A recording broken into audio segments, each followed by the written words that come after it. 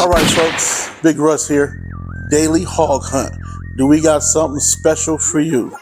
Today we got a 22 Harley-Davidson Road Glide.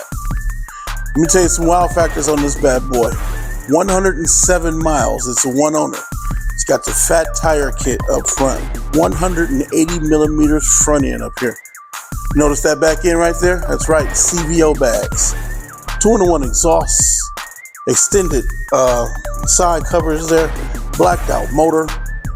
It's got the big bars on it. This one's running audio. It's got headlight fillers, LED windshield trim. This thing is loaded. 2022, 107,000 miles. $29,899. Right here, Road Track and Trail, folks.